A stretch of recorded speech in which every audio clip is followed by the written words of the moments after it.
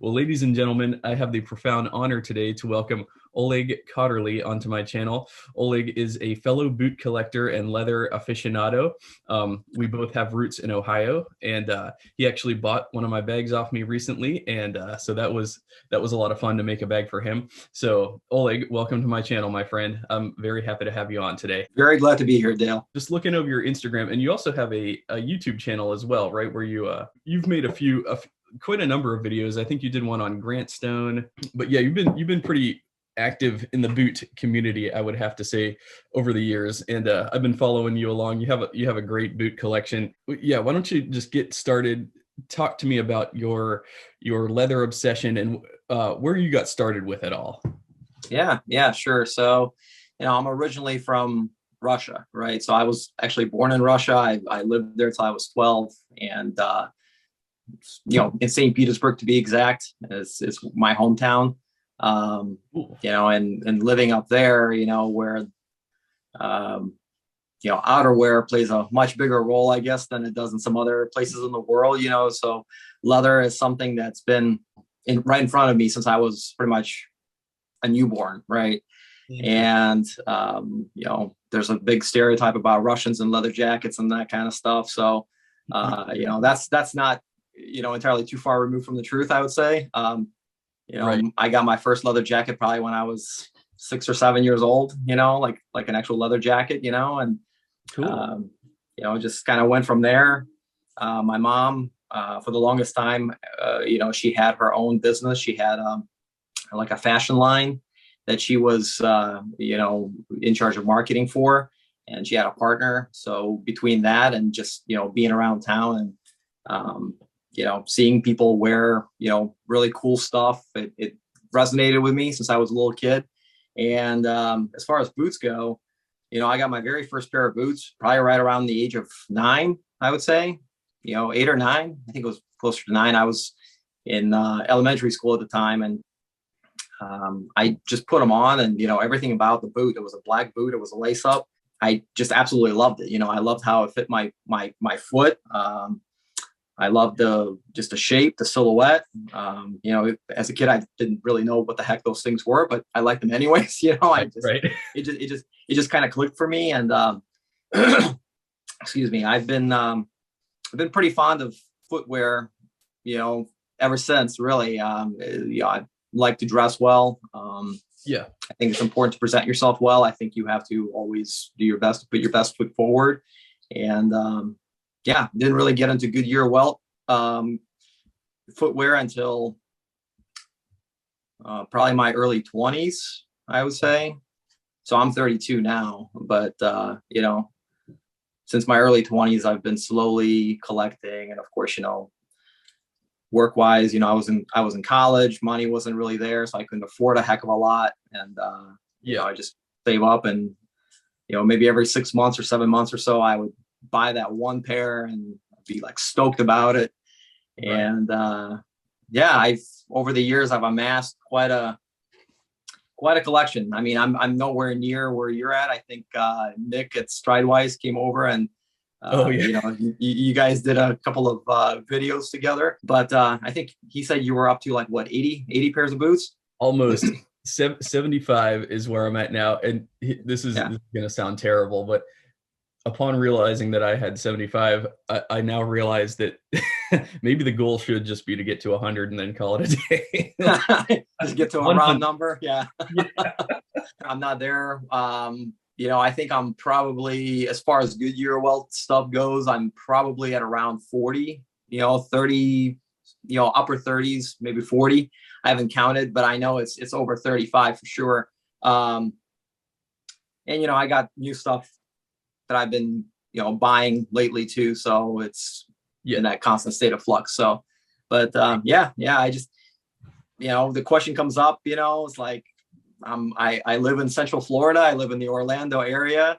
Yeah. It's perpetual summer there. Our fall is only 2 months, and that's really just January and February. So the question becomes, do I really need those boots? Do I really need all of them? And the profound answer to that is, I do not. But similarly to yourself, I have a very good time with boots, and I love them. I love looking at them. I love talking about them. Yeah. Recently got into contributing articles to Nick's Stridewise online magazine. Right. So that's been really cool. And so yeah, I just have a great time with them, and just seeing where the journey goes. Right. Aren't we all really? Ultimately, it's like, what, that's the question that comes to me often. It's like, what am I doing? Why am I buying more? Why am I so fascinated? The answer is like, I just like to live around leather. I like to live it. I don't like to just own it. It's not something I own. It's something that I want to constantly interact with, on a daily basis. As you know, like I've enjoyed writing about it, making videos about leather and boots and jackets and stuff, but also, now that I'm working with it, it's even more of an addiction than it's ever been before. So. Yeah. You really got into it, and I mean, I started following your leather working journey. It's been a couple of months, right? It's been about 3-4 months now. Yeah, I think so. Yeah, I can't remember. Honestly, it's been just a haze. I bought a workbench, and then I started buying some leather tools. They got a nice little bit of them here. That's not all of them. I have drawers filled with them now. I probably, to do it right, I would say that you need like maybe 3,000-4,000 grand worth of equipment to really start cranking stuff out. But every operation is going to be different. But yeah, instead of buying boots, I've been buying tools and leather. And so now that I have somewhat of an operation going, it's been good because it's been sort of a way, because with boots, I feel like it's constant, like I'm just paying out. Since I started leatherworking, it's been kind of a good way to like sort of break even, if that makes sense. Like I haven't like really made a ton of money, but but it's a good way to like keep my addiction alive while not losing money, I guess. That's the unfortunate downside to this collecting hobby that you and I and a bunch of other people I'm sure have going on. It's that rush, right? When you buy something and then you're tracking the package when it travels to you, and then it finally gets there, and it's like Christmas morning all over again, right? It really is. Oh my God. It really is. And some of these companies, honestly, I've thought about this a lot. I think the unboxing process is kind of what keeps that addiction alive, because it's like there's nothing like opening up a fresh pair of boots, especially when it's got all the packaging, the shoe bags, the extra laces, and it's just brand new and it just looks immaculate, and you just can't wait to like, start destroying them. I don't know. There's just something addicting about it, really. I mean, I don't have to tell you. But Oh yeah. I know that feeling all too well. And recently, I know you're a huge fan of Grant Stone. You've got Wyatt's picture right there on the left behind you. Yep. Wyatt's always watching, right? He always is. He's watching right now. He's watching right now. There you go. But with Grant Stone, my recent stints, when I started getting into consistent buying patterns with Goodyear welted boots as of probably a year and a half ago is when I really picked it up. And it wasn't just like once every couple of months, half a year. I really started dedicating a lot of my spare cash to Goodyear welted boots. I started off on the path of Thursday boots, because they were the big hype and everybody's talking about how amazing and comfortable they are. I was working at a local Cleveland electronics manufacturer, and, being in the office, work with a bunch of guys, bunch of engineers. And one of them, I was wearing a pair of Cole Haan Chelseas to the office one day, just Nordstrom rack, $120, whatever. And he comes by me, he looks at my shoes and he goes, "Man, those are sharp looking boots you got on." And he goes, "Have you ever heard of Thursdays?" And I have up until that point, but I never really looked into them just because, they were online only. And I'm the kind of person that likes to go to the store and physically handle a boot before I commit. But Right. I went on their site and I checked them out, and I took the plunge, and I actually ordered my very first boot from Thursday was a Vanguard. It was a Okay. Vanguard in copper, in burnt copper leather. And I started there and Yeah. progressed to Grant Stone, and afterwards. And Grant Stone was a little bit of a tough purchase originally, Yeah. just because of the jump there in price. Right, it was a tough pill to swallow up front. I was petrified, like, oh my gosh, what am I getting? Is this pair of boots really worth $360? And I got my very first pair of Grant Stones in. They were the Earth diesel boot. Um, Okay. I got those in, and got the wrong size. I Yeah. ordered a half size too big, and I ended up returning them. And Josh was awesome to work with. He took care of me. And then Cool. I got my right size, which is 9D. And ever since then, I've just kind of, took off with Grant Stone. And I think I'm up to about 18 pair of Grant Stone right now. Oh, wow. And that's between the loafers, which I've recently gotten into. I know you did as well. Yes. And then I have some bluchers. I've got the wingtips, plain toes, diesel boot, Ottawa boot. I got a little bit of everything. So I see your Thursdays, and then I see your bourbon suede Ottawas. That's one of my favorite pair of Grant yeah, Stones, and they don't get worn enough, but that is such a strikingly amazing pair of Grant Stones. I think I have mine right here. Yeah. yeah, yeah. Boom. Look at, oh man, these are just a killer Yeah. design. I freaking love them. Yeah, you take some really good pictures of yours. Yeah, and I'm looking at your loafers. You got the navy chrome excel. It looks like you have the Dune chrome excel as well. Very nice. And yeah, let's see. So you have about 17 pair of Grant Stone. You're rivaling me then, because I have I think 23 Grant Stones in total. That's counting shoes and boots, but yeah, such a great company. And to me, it's like I'm getting basically something that looks like an Alden, and in many ways is built better than Alden's, and at a fraction of the price. Like, I don't have to tell you, like, it's like, between $300 and $400, and you're getting this boot where if it were made by Alden, it would be $600 right now, or even more. Mm-hmm. So that's why, to me, it's like, by buying Grant Stone, you're already getting them at a discount if you compare them to some of these other brands. So, but that's cool. So you got your start with Thursdays. And then, so have you had any experience with like any of the other more common brands like Red Wing, Wolverine, any of those? Or have you you went from Thursday to Grant Stone and Parkhurst, and now you're kind of with those three brands right now, would you say? No, I actually have.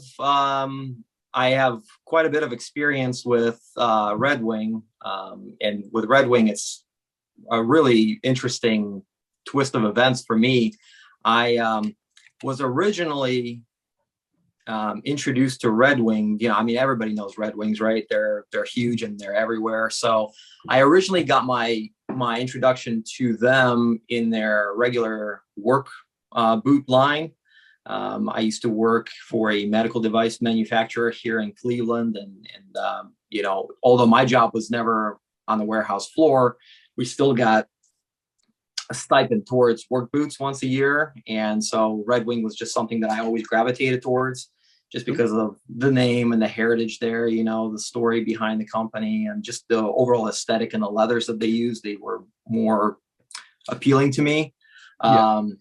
So I had my start with those, steel toe, soft toe.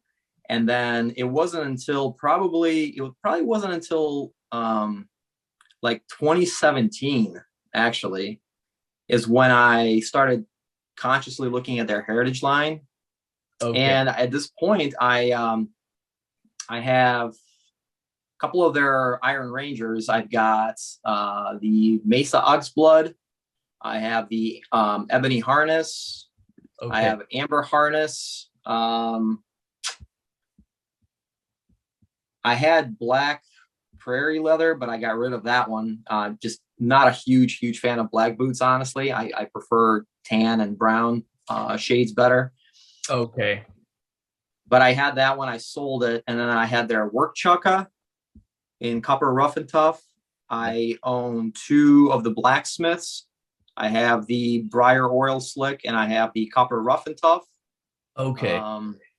So yeah, I got quite a few of them now. I was looking at the mock toe, the classic mock, and the guy that I work with down in Melbourne, where I live in Florida, he's a really cool guy. He's a store manager down there. He's a boot aficionado as well, you know. So yeah, talking to him about stuff is a lot of fun. But with him, you know, he had a pair of mock toes on order for me because they had to get them special ordered in, and they came in. They weren't my size. He ordered 9.5, which is my true Brannock device. Mm-hmm. And he was saying that I should totally go with that size, true to size, whatever. And they were half size too big. I felt like my foot was kind of swimming inside the boot. Yeah. So I actually ended up looking at the Roughnecks, which has it's a mock toe with a treaded like commando sole almost. And I actually have I'm not gonna pull the trigger on that one just yet. I'm waiting for their Thanksgiving holiday sale. Okay. And I will probably at that point in time, I'll probably go ahead and take the plunge on that too. So, but yeah, to answer your question, I got quite a bit of experience with Red Wing. Wolverine is I had a pair of their cheap boots that were cemented construction, you know, just for kicking around town here years ago. And they were from Sears. I think I paid like $89 or something for them, you know. Okay.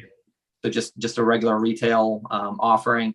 Those got beat to crap, and I ended up, you know, giving them a new life. So, yeah. But I actually just recently, you know, because of my gravitation, my initial pull towards the Red Wings and the Iron Rangers, I really wasn't looking at Wolverine's heritage line as much. Okay. But just a week ago, I took the plunge and I got myself a pair of 1,000-mile boots in natural chrome excel and olive tan chrome excel. They came in. I unfortunately had to send them back because they had a little bit of a manufacturing quality defect in there. Okay. Yeah. So, you know, whenever I walked, it felt like my shoe was just squeaking, you know, and it's very annoying. So I called them, you know, and filled out a couple of online forms and ended up just sending those back to Michigan. So I'm actually waiting for those to come back. Hopefully sometime this week, you know. So cool. You know, that's very interesting. I've had a couple pair of boots that squeaked, and you know what it wound up being is sometimes they put plastic in between like the welt and the upper. And if they don't remove all that plastic after the boot's finished, I found that can create a squeak. So I wonder if that was the same thing, or I wonder if that was something different with yours. But yeah, some leather, you know, especially when it comes in contact with itself, can squeak. I know that my Badalassi Carlo jacket from Aero Leathers in Russet Badalassi, that thing squeaks like hell. Like when I bend my arms, like the leather just, it presses against itself and it just creates that squeaking sound. And I don't expect that to dissipate anytime soon, but yeah, depending on what's going on with it, I guess it can make squeaking. So that's interesting though. Yeah, I only ever had one pair of Wolverines. I use them as work boots. They're in like a light gray suede color. I got them back on Gilt, like probably back in 2013. I got them for I think $50 at the time. And I'm glad I paid that much for them because, you know, I don't use them very much. Like I said, I use them as work boots, but I think that was my first legitimate pair of Goodyear welted boots. The first pair that I ever really, that I paid full price for was the Alden Indy 403. Yeah, and similar to you, I bought the wrong size. I bought a size 9, which was my true to size. And it worked out for the first few months, but then as time went on, it became obvious they were just too big. And so I put an insert in there and tried that for a little while. I don't really like those inserts though. The Dr. Scholl's or whatever. I didn't end up liking those. So I just ended up selling them off and then getting my right size in that 8.5. But it seems like we've had a similar boot journey. That's pretty cool. Yeah. I just wanted to reflect real quick on what you said about your size and getting boots in the right size. So getting into Goodyear welted boots actually helped me discover that for majority of my adult life, I've been wearing the wrong size shoe. Yes. I was convinced, I was dead on convinced that I'm a regular 10D on the Brannick device. And I think you and I have actually had a few exchanges via text message and via Instagram where we talked about Brannick measurements and stuff. And I was going like gung-ho saying, no, I am 10D. I'm 10D. I got measured a bunch of times and that's what it is. That's my number. That's my size. And, it turns out I'm actually a 9.5. I'm actually a 9. My feet are smaller than I thought they were. And so, back when I lived in Cleveland, I've been working in the office since I was 21. So for the last, 11 years. So over that time period, I've amassed, quite a few dress shoes as well. I had at one point I had something crazy, like 70 pairs of dress shoes alone. And just thinking back to that, how just about every single pair that I had was size 10. So essentially all those shoes were half a size too big for me. And I didn't know any better. They were roomy, they were a lot roomier than some of the boots that I'm wearing now. But to me, I thought that's just the way the shoe is supposed to fit. So I just kept wearing them. I kept buying. I bought quite a few of, I had Aldo shoes. I had Cole Haan. I was really into Cole Haan and Gordon Rush. I had a bunch of their shoes, really like nice high end, couple $100. And, I've been slowly selling them off. I've been slowly selling off all those shoes on eBay and other sites just because, they're not essentially good for me. They're nice looking shoes. I kept them with shoe trees and stuff, but wrong size, man. Right. I could relate so much to what you're saying because before I got into the Goodyear welted stuff, I was like you. I was getting the Aldos. I had a big Clark's collection. Clark's was one of my favorites. Yes, like you, my whole life I was wearing too small of a size, and it wasn't until I found Goodyear welted, because Goodyear welted boots seem to be pretty consistent. Because when you compare different brands, like especially like the more commercial brands, Nike, like the different sneaker brands and stuff like that, yes, they absolutely, there's inconsistencies throughout. So like a 9 in this sneaker is going to fit way different than a 9 in this sneaker, mostly because there's like so much cushioning and padding on the inside. It eats up so much of that volume. You can't tell, like, even if you get your right Brannick size, it doesn't matter because there's all this extra junk on the inside. It just throws the whole fit off. Whereas when we're going with leather and a Goodyear welt construction, it really produces like a consistent fit. And so once you know your size in that, I think it's a lot more consistent. I didn't sell off my Clarks. I actually gave them, a lot of them, to my dad because we have the same size, and he just wore the crap out of them. He wore through some of them. It's crazy. Looking back, I'm happy that I fell into the Goodyear welted stuff. I think I got into it when I was about 20, probably about 26, 27. So you've been into it at a younger age, which is good. I wish I discovered it back when I was like 20. You know what I mean? I wish I was wearing this stuff way sooner than I was. When I did find it, it was like, aha, this is one of the secrets, one of the hacks of living a good life is having good footwear. So oh yeah. There's a lot to be said about the fast fashion nowadays, how you can go to H&M and you buy all this junk, literal junk that falls apart essentially from the minute you put it on your feet. The idea there is you put it on your feet, you wear it for a couple of weeks, you toss it away and you get something new, right? And that you start thinking about secondary and tertiary consequences of acting in that route. It's horrible for the environment. It's horrible for your mind, really. You're constantly on the lookout for better and newer and stuff. So you're constantly consuming. I mean, Goodyear welted boots, you know, one of the reasons why I love them as much as I do is because number one, I'm all about quality. Quality is everything to me. I'm a huge stickler for quality. Yes. I look at things very closely, probably a little too closely at times. And I nitpick, you know, I'm very, very bad at nitpicking on things and just kind of digging into them. With Goodyear welted boots, you know, you literally can have them for years. You can have them for a decade, 15, you know, 2 decades. It's amazing if you just take good care of them and you know, don't abuse them too much. I mean, obviously boots especially are meant to be worn, and you know, you don't necessarily, I'm not advocating that you wear your boots gingerly or you put them on the shelf and you just look at them, you know. These shoes are meant to withstand the testament of time, and proper care and keeping them, you know, in the right temperature with shoe trees in them and stuff. There's no reason why they can't last you 10 plus years. Right. So. Right. Even a lifetime. Like, I don't see these things showing like any signs of giving up on me anytime soon. And you know, especially I look at on Style Forum and I see guys who've had their Aldens like from the 50s and they're still walking in them. It's like, dude. Yeah.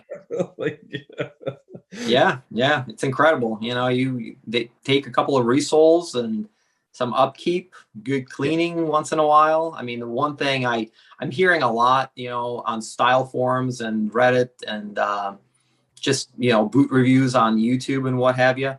People are talking about how you have to condition your leather, you know, religiously. And I disagree with that. I don't think that's the case at all. I think you can actually do more damage to the shoe, right? If you're just blindly conditioning things and applying a bunch of balms and waxes and what have you to them. I think just like anything else in life, you have to use critical thinking, right? And apply that, you know, if you're wearing your boots and they're seeing a lot of sunlight and a lot of airtime, then do what makes sense. But if you have a pair of boots that you bought, put on the shelf, and it just sits there for months, and you take it off, maybe put it on a couple times a year, and you condition them 5 times a year, I mean, you're just going to rot them out. You know, it's not good for the leather. You know, it's just not a smart thing to do. So, but.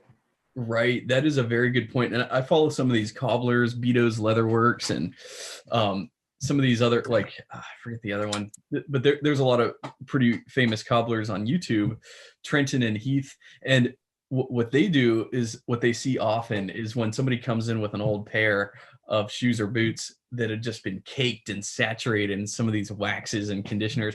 First thing they need to do is they need to take, it's like a very harsh chemical, but essentially they need to strip like all of that junk out of the leather and start over, because it's like you just built up layers and layers of crud onto the leather, and over the course of years, I think this is where it comes down to understanding what leather is and what you're doing to it when you condition it. Because there's conditioners and oils and balms that are meant to sort of condition all the way through into the core of the leather to make sure that it's hydrated and well oiled and whatnot. But then one mistake that I notice people make with the wax especially is they try to use these wax polishes as a conditioner, but the wax is supposed to just be like more of a cosmetic thing. Well, wax is waterproof, so it does add protection, but too much wax is going to, in many ways, suffocate the leather. You want to be sparing with waxes. You know, conditioners are fine. Conditioners will go all the way through.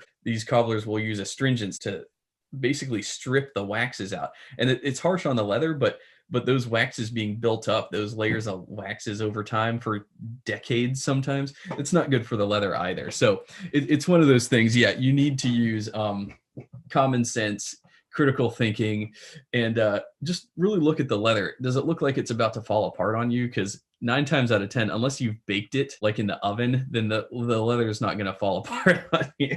Phil at Ashland Leather says, he says, with certain leathers, you want to be careful about the sun exposure, the heat, because you can turn leather into like a cracker almost, and then it'll crack. So, I don't know that like super intense desert sunlight will do that to all leather, but you never know. But yeah, ultimately though, I think people are typically a lot more neurotic about conditioning their leather when they don't need to. That's why I try not to until I could tell, like, oh, this thing needs a conditioning. I think the leather tells you communicates to you when it's time to condition it. But more often than not, people jump the gun and they're like, oh, let me just every week just dump Venetian on this thing. Yeah, I think it's just, it's hype. And some of the companies that sell the shoe care products, I think they are maybe to blame as well, because they push that notion, and you're just seeing commercials on social media, and what have you. And it's always top of mind with you. And you're thinking, oh my gosh, I have to go ahead and do this. But no, like you said, you just have to use your discerning, critical thinking and look at the leather. It's a live product. It's a living, natural material that will communicate to you exactly when something needs to be done to it. I'm with you. Like when I used to shop at Aldo's, they'd sell really like cheap leather care products that just I used them a couple times. I'm like, what am I even doing? Like this isn't good on my fingers. It's not working with the leather either. It's like, it's just a gimmick at this point. Like, oh, follow these steps to keep your footwear. It's like, no. I think a lot of that stuff is hype marketing, like you're saying. It's not to get into the weeds, but I make my own skin balms using all natural things, organic beeswax, jojoba oil, tea tree. I put all that stuff into my skin balms, and that comes in handy, especially in the winter, because my skin gets super dry. But I realized like I could make a boot conditioner myself. It's not that hard. Like there's just a few, even Smith's leather balms, like they tell you the ingredients that's in it. I think it's beeswax, shea butter, and sweet almond oil, and that's it. You can make this stuff yourself. It's totally natural, totally organic. It nourishes your skin. It'll also nourish your leather. That's something to keep in mind as well. I think a lot of these companies, especially your Clarks, your Aldos, the more commercialized brands, they're going to offer their own version of conditioners and treatments and stuff that they're going to contain a lot of synthetic stuff, a lot of stuff that probably, in all honesty, will damage the leather. So there's a very basic way to care for leather, and it's not as complicated.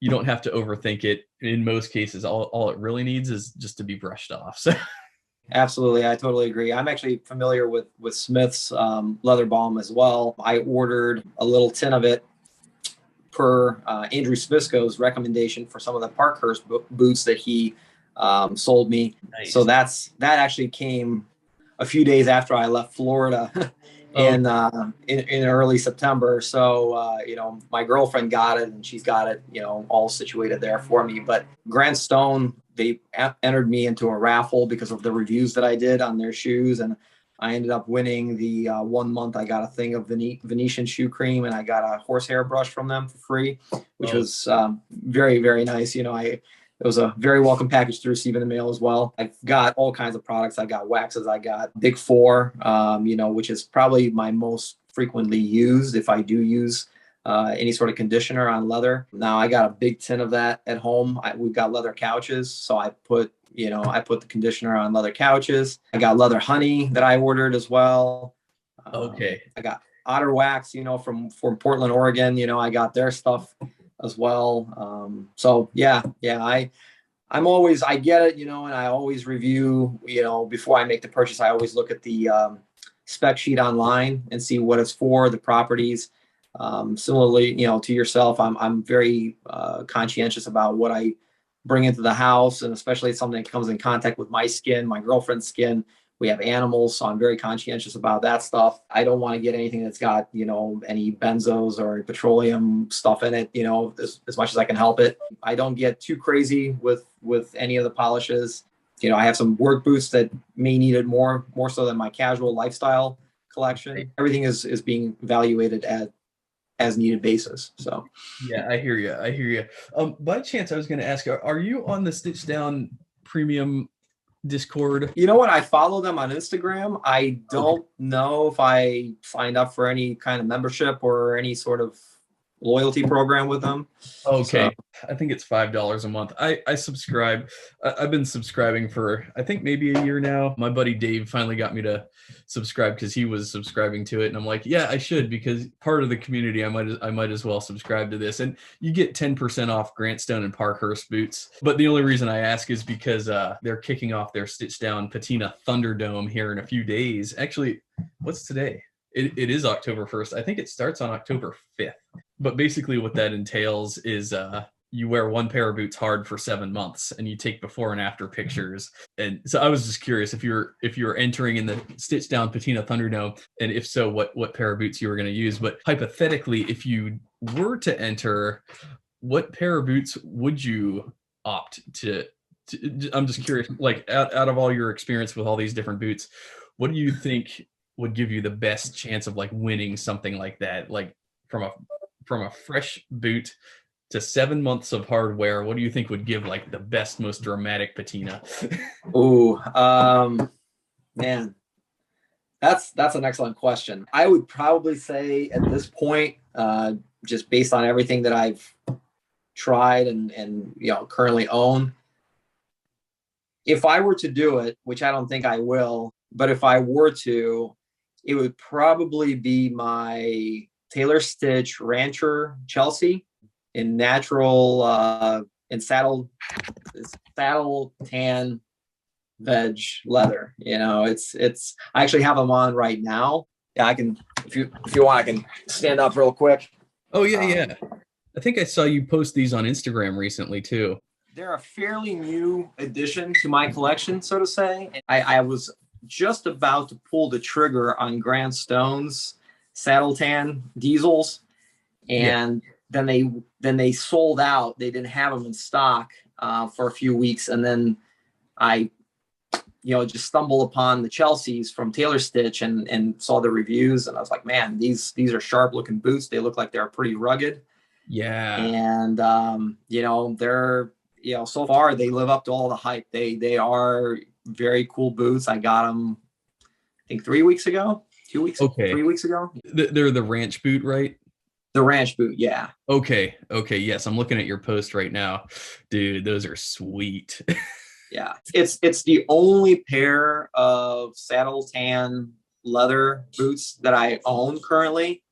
I am a huge fan of the lighter leathers like that. I think it looks gorgeous. It gives so many outfits that awesome collar, pop. So many people are after. It's just an awesome boot. It's very comfortable. Right. Nick at Stridewise owns a pair, and I reached out to him on sizing just to make sure I get the right size. These I went true to size, 9.5, and they were. They were a little snug in the beginning, but I went on a couple of hikes in them here recently, and now they're just perfect. They fit really well. Yeah, and actually, I'm looking at Nick at Stridewise. He did an article on them as well.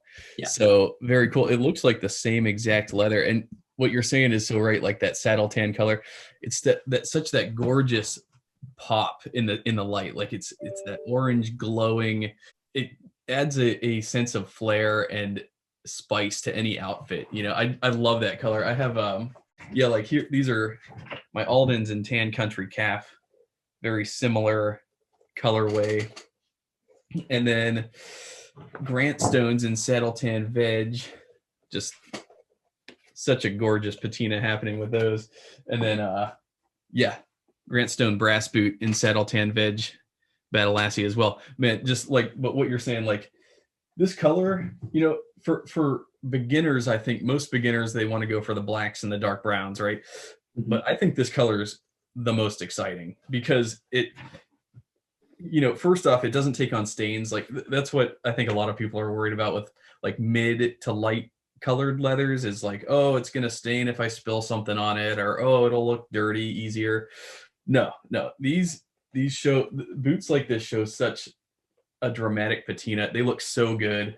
And so I think that's a good choice. Like if you were to enter in the Thunderdome with that pair of Chelseas, I think that would be an excellent contender, because again, like just the patina, it's that middle range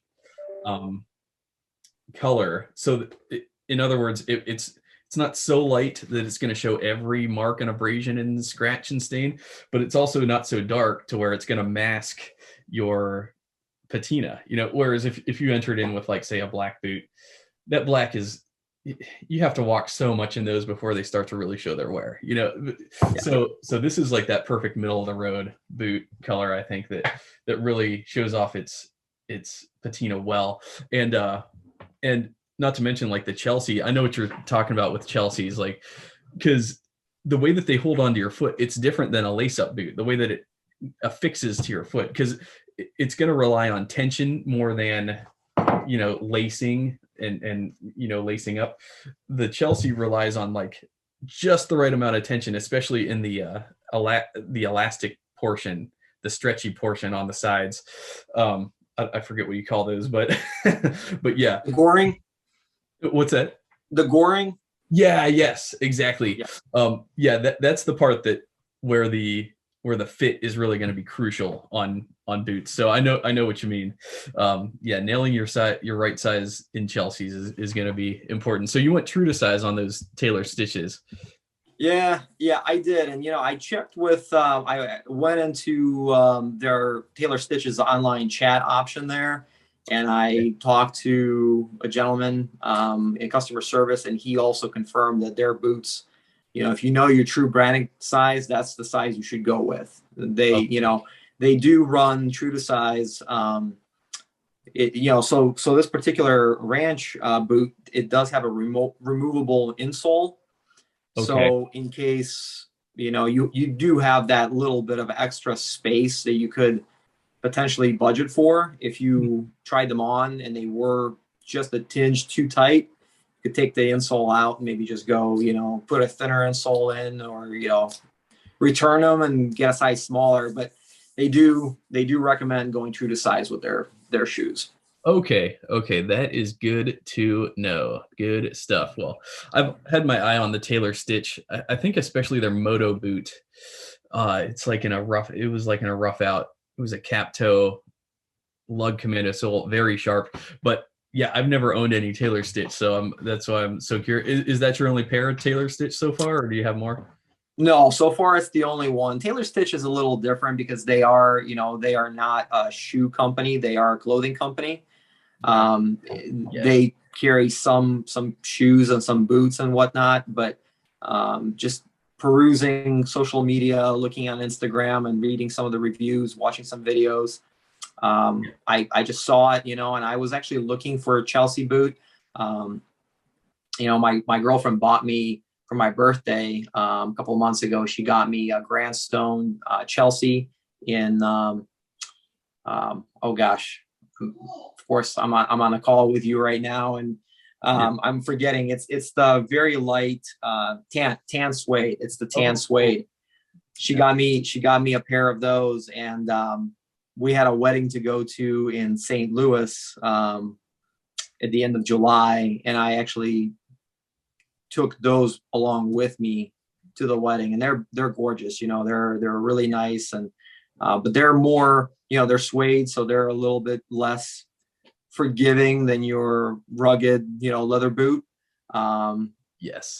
So I don't abuse those too much. Those are more of my special occasion, nice dinner, nice outing pair of boots. But I was looking for something that I could wear more or less daily, you know, go on hikes in. I'm a pretty outdoorsy guy, so I love being outside and being on trails and whatnot, just, you know, putzing around town and you know, saw the ranch boot from Tailor Stitch, and I was like, man, that looks awesome.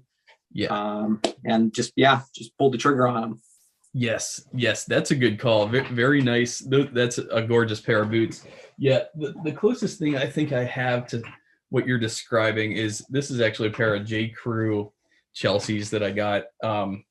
They originally were like $300, and I ended up getting them for like $120, I think, because J. Crew, they ended up like just, oh my God, their sales are insane. Now these are this, but if I'm being objective, this is definitely, you know, a $300 boot, and yeah, they fit great. I originally went true to size with them, but they ended up being too big. So the only two, did I wind up with two?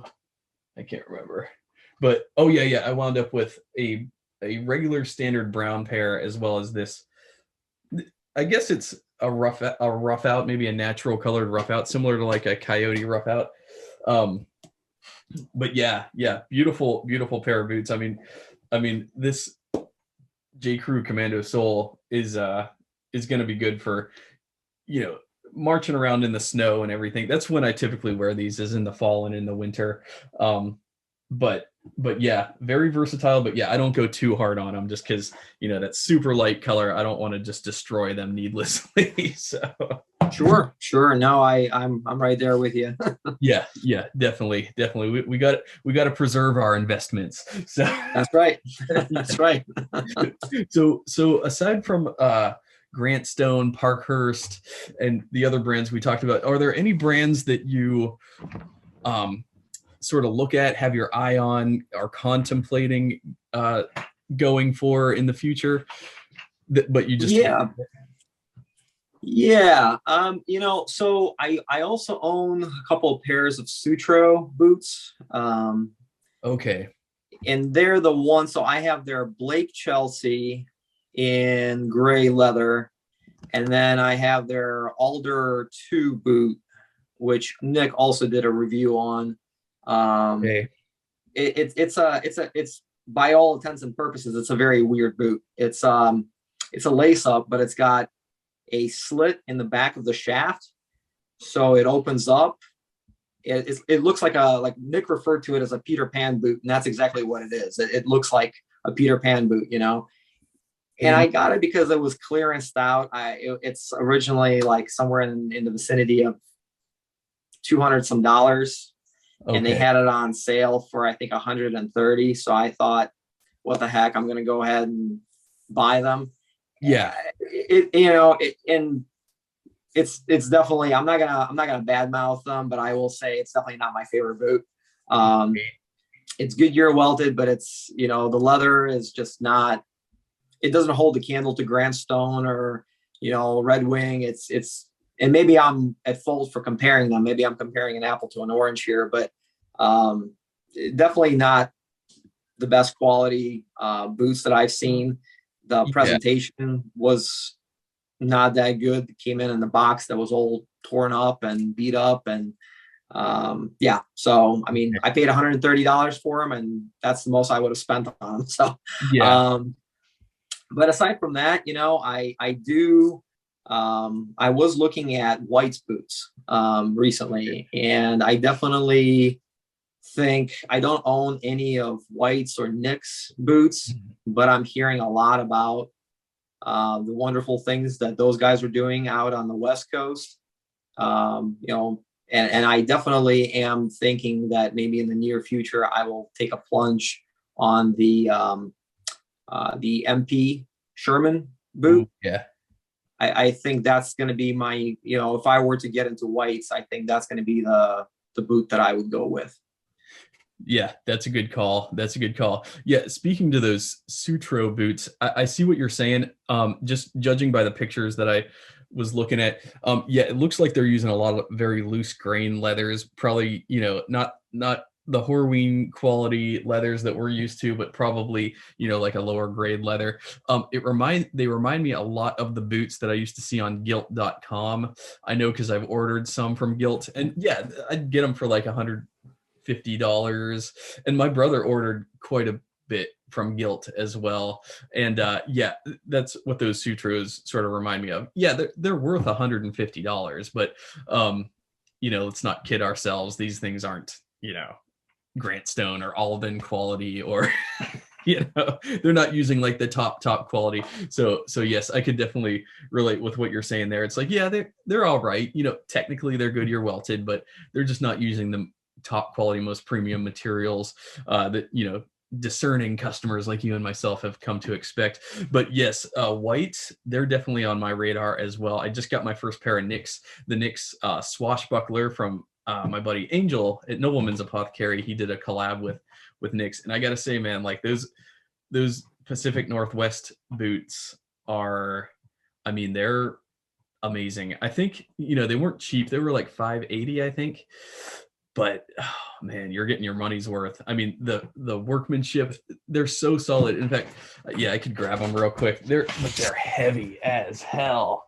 I mean, these things are a tank. I mean, I haven't worn them yet, but yeah, I did a review. I'm still editing the video on them. I haven't even put them on yet because I was contemplating. I wanted to use them for the stitched down Patina Thunderdome in case my original pair weren't going to arrive that I intended to use, which it looks like they are. I am going to get the pair that I wanted. My crushed shell Renav Goods engineers are on the way. They're almost here. They'll be here Monday, I think. So I these were my backups if I didn't get those in, because these are a natural wax flesh. So on the vamp here, this is all natural wax flesh. And then what's cool is this is the reverse side of the natural waxed flesh, the smooth out. It's got kind of like a cool, like cowboy looking type heel to it. Interesting pattern there. It's double stitched down construction. What is it? It's not 360. It's 270 degree stitch down welt. Yep. And then 4 gold eyelets, 3 gold speed hooks, and then 1 gold eyelet at the top as well. Very interesting eyelet configuration. But yeah, I mean, this is a heavy ass boot, and I did put them on once to try them on. I don't know if you can see this like divot here. There's like it's hard to see, but it's sort of, yeah, I see it kind of angles a little bit. Yes, exactly. It's like a protrusion there. Yeah. That is like some sort of crazy arch support. And yeah, it's like you feel it when you put these on, because I guess I have sort of high arches, but I've never needed arch support. But like when I put these on, man, they are supportive as hell right here. Right there. Yeah. And the tongue on those is gusseted as well, right? Yes, exactly. Good eye. Yeah. Yeah. Fully gusseted tongue all the way to the top. Yeah. Yeah. Just looking at them, I've never actually held a pair of those boots in my hands, but just looking at them and reading and hearing everything I read and heard, they are tanks. Like you said, they are, very, I can tell they're probably like about 2 pounds a boot, Yeah. Literally. Yeah, they're incredible boots, and they're more. I looked at the price point. They're, I think, what, $550 or something, around there. Yeah. And I think that's where MP Sherman is as well, from White's. So, I will definitely need to work up to that. Yeah. I was looking, of course, like most people who are serious about boots, I've been looking at Vibergs as well. Right. Dave from Vintage Future and I had a full, like an all day conversation about Viberg and why Viberg and what do you truly get for, a $700+ boot that you don't get with a $300+ dollar boot.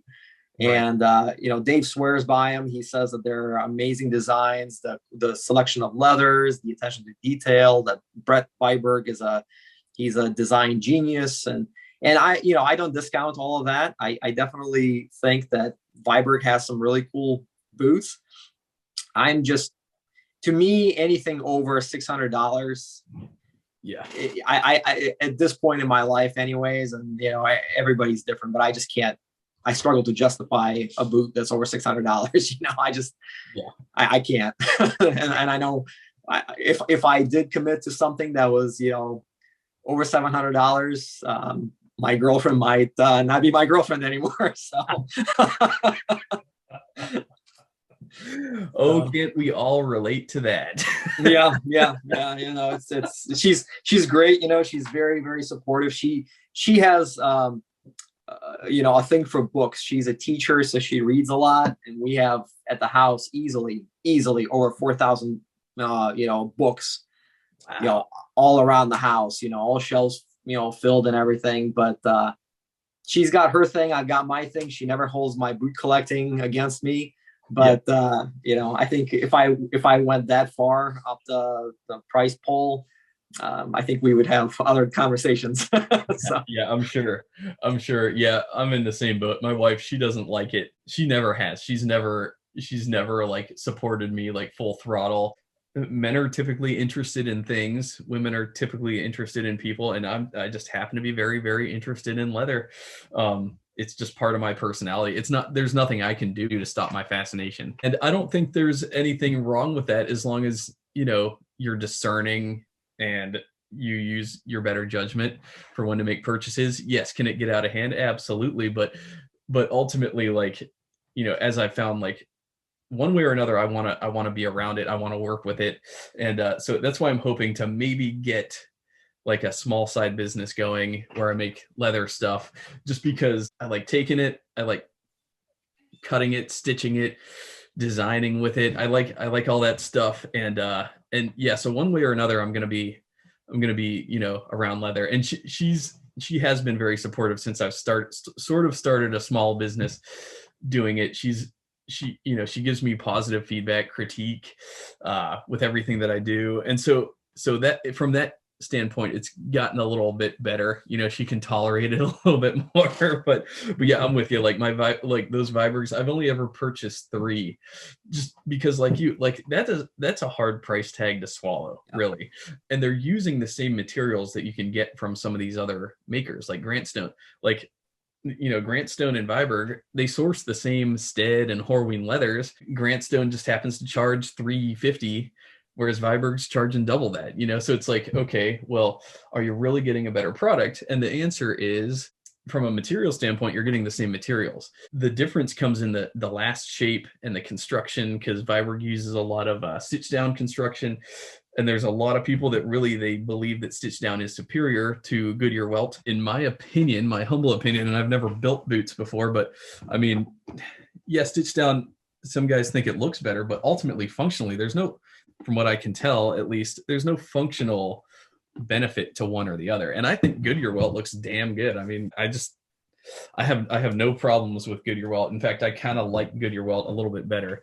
I love both, but ultimately, I think that it's sort of splitting hairs needlessly when it comes to stitch down versus Goodyear welt. And from what I can tell, stitch down is more difficult to resole as well. Of course, that's going to depend on like the manufacturer's setup and all that, but that's getting so far into the weeds. But yeah, ultimately, Viberg, yeah, they make amazing boots, but are you getting? I know Dave loves them, and I love my Vibergs too, but I just think I size. Part of my issue with it is I sized wrong initially, and I sized it an 8.5, but Viberg uses UK sizing. So I should have been a size 8 in Viberg. That would have been my ideal fit. So I've been wearing them happily over the years, but yeah, that price is that's hard to justify, even in my head. A $500 purchase here and there, that's fine. $700, it's getting more and more difficult to swallow the higher that goes. Yeah, and see, and I think I'm not saying that I would never go with a like a Viberg boot at some point in the future. I very well may, and I may just eat crow on what I'm saying now, but yeah, I definitely think that before I commit to something of that magnitude financially on a single pair of boots, I would definitely want to try them on and be able to hold them in my hand. So, I had a talk with a sizing expert from Viberg a couple of weeks ago. He called me. I had an appointment schedule, and he called me, and we walked through my foot shape. And I have low volume, regular to low volume feet, and nothing out of the ordinary, nothing crazy. I don't have, weird toes or anything, but he was saying something, and it felt like he was kind of going back on his initial statements. So with that in mind, that pushed me even further away from wanting to buy something over the internet. And being the fact that they're in Canada and dealing with customs, shipping, and returns, if we ever came to that. So I'm thinking at some point I might just stop by a Division Road store or one of the other retailers, brick and mortar retailers in the States. If I'm traveling near one, and just pop in and try a couple of them on, so to have an idea of the last and the sizing. But yeah, I think that's a smart move. Yeah, drop into Division Road, because I haven't personally had to deal with Viberg's returns, but that's interesting that they actually have a line now that you could call and talk to somebody about fit. Because at the time when I bought my Vibergs, I sent them an email, and at the time, this is like 2013, 2014, the emails weren't very descriptive. And, I said, hey, I'm an 8.5 all in True Balance. What should I do in the 2030? And they said, oh, maybe a 8.5, maybe an 8. I don't know. It's hard. And I'm like, oh, thanks. So I went with 8.5, and yeah, I've been wearing them happily, but they are just a little too big. I think both sizes work, but ultimately I should have been an 8. And that's what I needed this whole time. So it's just one of those, like, but that is encouraging to hear that they at least have a fit line. I didn't know about that. That's good. That's a good thing. Yeah. Yeah. The guy's name is Thomas. And, I spent a good probably 30 minutes on the phone with him, just talking about different shoes that I own and how they fit and this and that. It's really strange. I mean, some boots, some of them fit true to size. Some you have to go down half a size. In my experience with like Iron Rangers from Red Wing, and again, Red Wing has so many lasts. I mean, they have just a ton of different lasts, and makes it even more confusing that some of the same models are made on different lasts. So you really got to be on site trying them on to buy. I feel like that's really, because otherwise you're just playing Russian roulette there. With Iron Rangers, I'm actually an 8.5 regular, 8.5D. So okay. I went a full size down from my branding device. I could have probably gotten away with a 9. Yeah. But, I tried merchants on at one point. I actually bought a pair of merchants, and then I ended up returning them just because the instructor toe, and I felt like I had something else that looked almost exactly similar to that.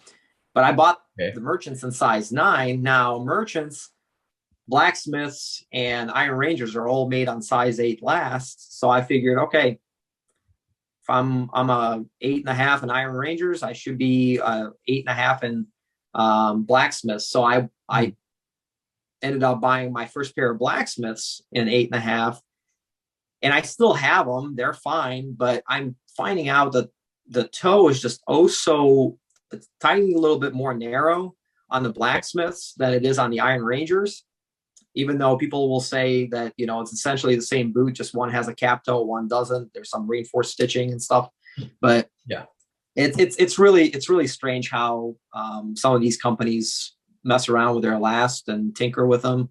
Yeah, I know Thursday is notorious for it. Thursday Captains, I actually had, it's their flagship, most popular boot.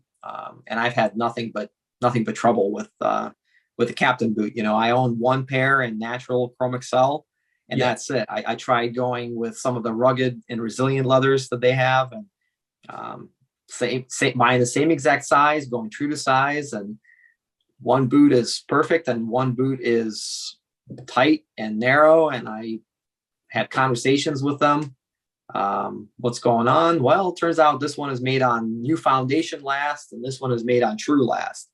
Cool. Where's that information? Where's that information on the website? How would a regular consumer who is interested in buying multiple pairs of boots in the same style be able to tell, right? I mean, not a huge deal. I think Thursday has one of the most, customer friendly, hassle-free return policies, but it's still a little disheartening when you run into those kinds of situations where they constantly play with their last and constantly adjusting things and are not as transparent and forthcoming with that information from the get-go. So just my experience. Yeah, that's interesting, because I've always noticed that the Thursdays have more of a dressy appearance. They seem to lean more towards the dressier lasts, I've noticed. So I've always wondered, like, if I were to buy Thursdays, I'd probably need a size 9, which is my true to size. But yeah, that is interesting to hear that. I didn't realize that they messed around with different lasts, because that's going to make a big impact on how things fit. I ever had one pair of Red Wing Iron Rangers, and I had those in an 8.5, which is a half down from Brannick. And man, even then I felt, this might sound contrary to what a lot of people say on the internet, but at the time they felt small, they felt snug. Now I don't know if this was because they were using such I remember the leather, it was real dry and it was real stiff, like super duper stiff. I guess it's something from SB Foot, their own tannery. I remember I got these things from J. Crew.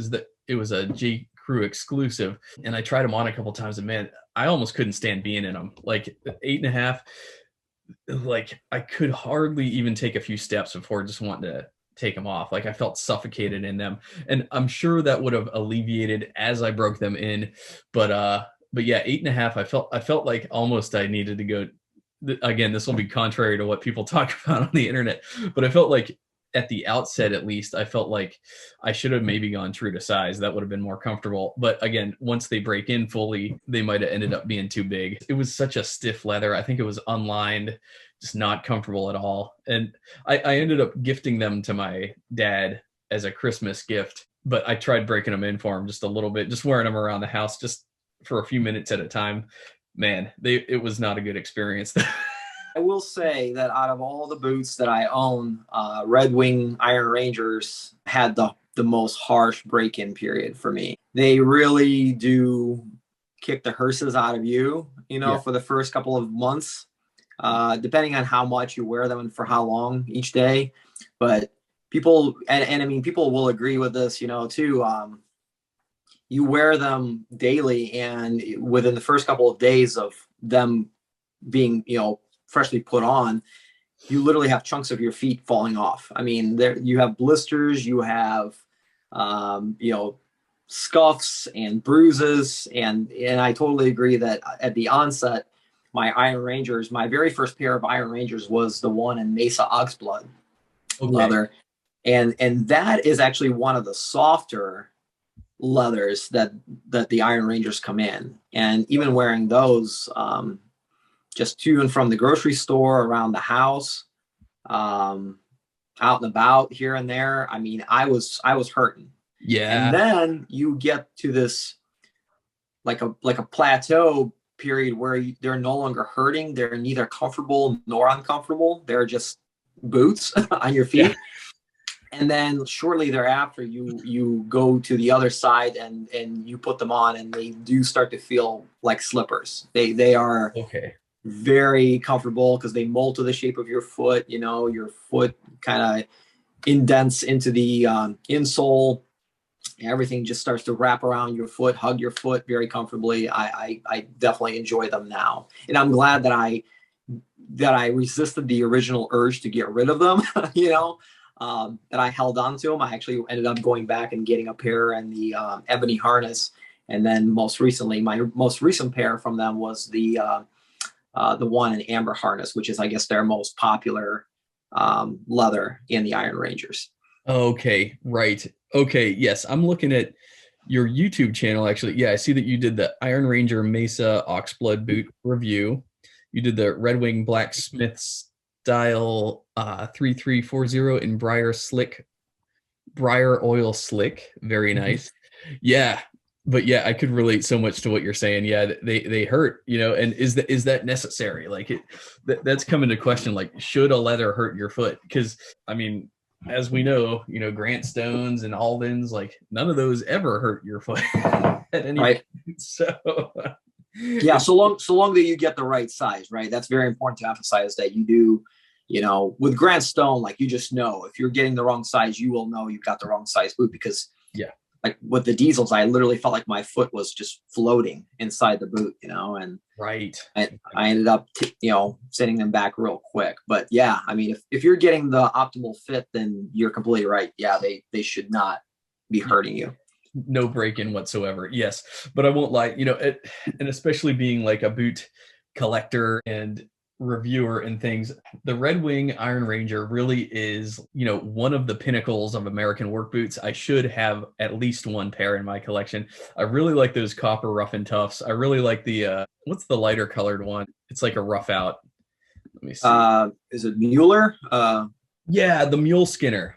Mule Skinner, yeah. I really like, I don't have to tell you this, once you find a brand that you're loyal to, like, you like to stick to that brand, you like to watch them and see what they release and things like that. So I am very much a Truman loyalist, a Grant Stone loyalist. Yeah, I feel like that is one area of my boot collecting where I've sort of neglected, is the Red Wing aspect. Because, and I had one comment early on when I started YouTubing, the guy told me, if you really want a lot of followers, start buying Red Wings and start making Red Wing videos. And he's right. I mean, just putting Red Wing in the title, you're going to get a ton of views.